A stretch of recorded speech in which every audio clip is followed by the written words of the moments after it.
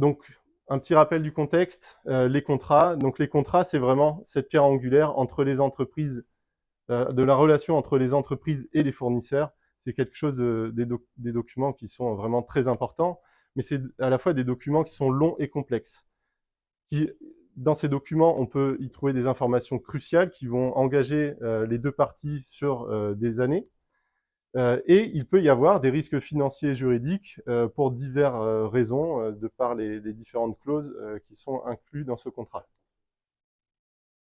La solution qu'Axon propose, c'est une solution à base d'IA générative, donc les IA génératives de texte plus précisément, comme ChatGPT, dont l'objectif de cette solution est d'analyser les informations clés, identifier les risques juridiques ou financiers qui se trouvent dans ce document-là. Et ça permet de maîtriser l'ensemble des contrats fournisseurs, puisqu'on peut scanner un contrat, mais aussi l'ensemble des contrats qui ont été signés par le passé par notre entreprise.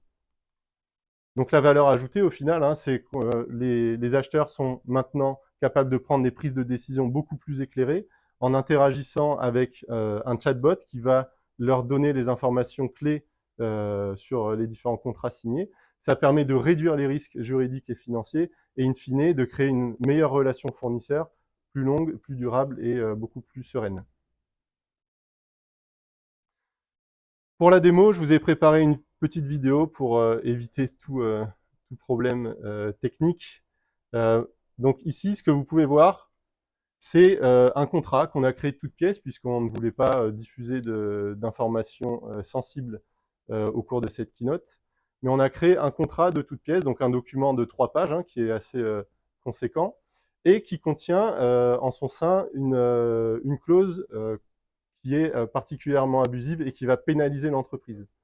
Donc, ce qu'on va faire, c'est qu'on va demander à notre chatbot d'analyser le contrat et d'identifier s'il y a une clause abusive dans ce contrat et qui pénalise particulièrement mon entreprise. Donc là, le chatbot est en train d'analyser tout le document. Donc, Louis vous expliquera ce qui se passe à ce moment-là.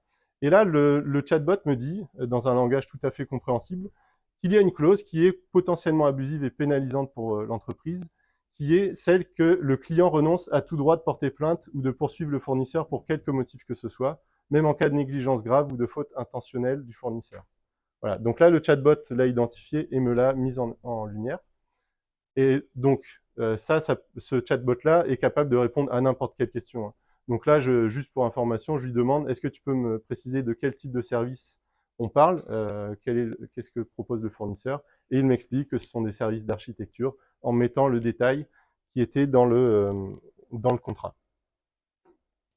Donc je vais laisser la main à Louis pour vous présenter les aspects techniques liés à ce LLM.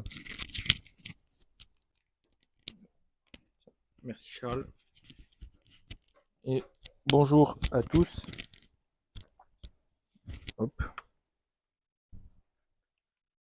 Donc, si on regarde un petit peu plus en détail, la solution, l'architecture qui est derrière cette solution qui utilise les LLM, parlons d'abord des limites. Donc, comment ça va fonctionner? On a envie de se dire, aujourd'hui, on va donner un contrat de manière globale à notre LLM, et l'utilisateur va y ajouter des instructions pour l'analyse. Donc, on donne le contrat.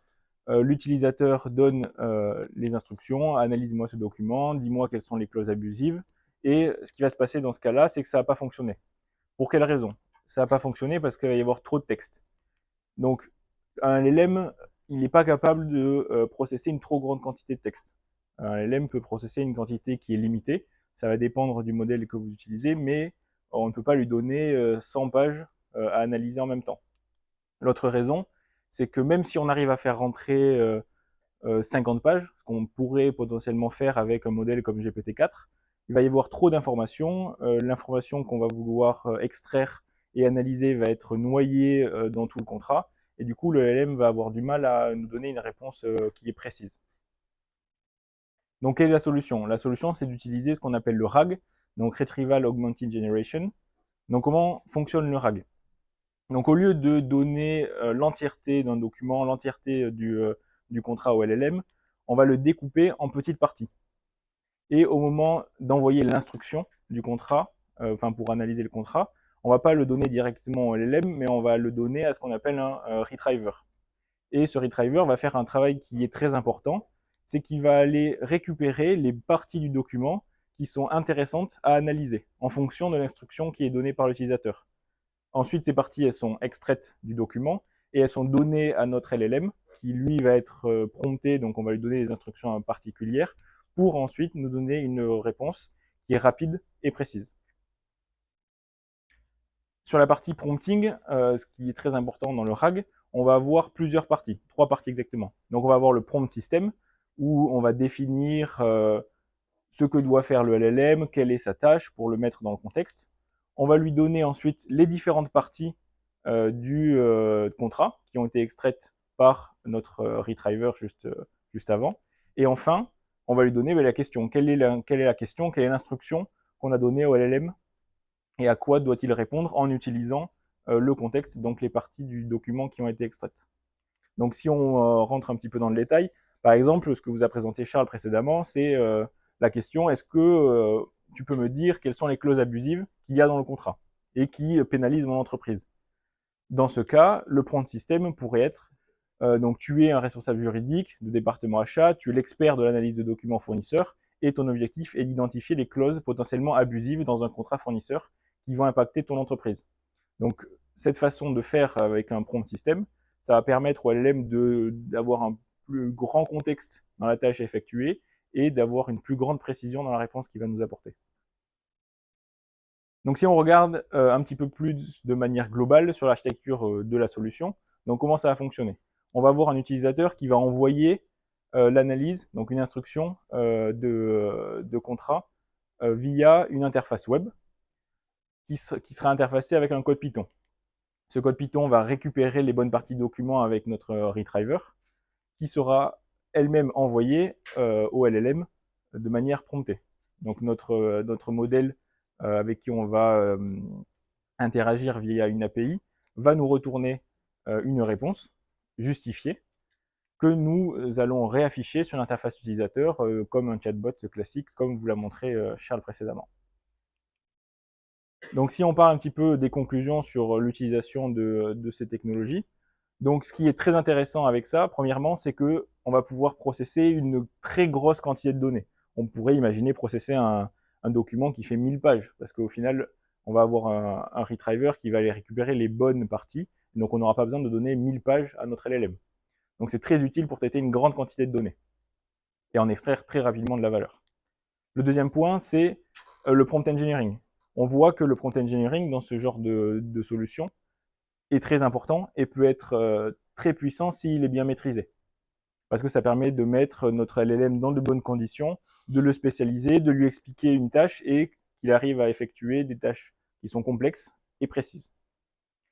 Et enfin, de manière plus globale, donc le RAG, cette technique qui utilise un retriever pour aller récupérer des parties de texte pour enrichir le contexte du LLM, c'est une manière qui est innovante d'utiliser les LLM qui permet à ces modèles d'être boostés avec des données qu'ils n'ont pas vues. Par exemple, le contrat qu'on a fourni dans ce projet au LLM, c'est un contrat qu'ils n'avaient jamais vu auparavant. On pourrait penser aussi à d'autres cas d'utilisation, comme par exemple un chatbot d'assistance. Si vous avez des documents sur une application et que vous voulez assister vos clients, donc on pourrait utiliser la même technologie, une analyse documentaire technique. Par exemple, si vous avez un grand nombre de documents techniques, pour faire une recherche plus rapidement, vous pouvez utiliser aussi le RAG. Donc, est-ce que vous avez des questions? Est-ce que Charles, il y a eu des questions?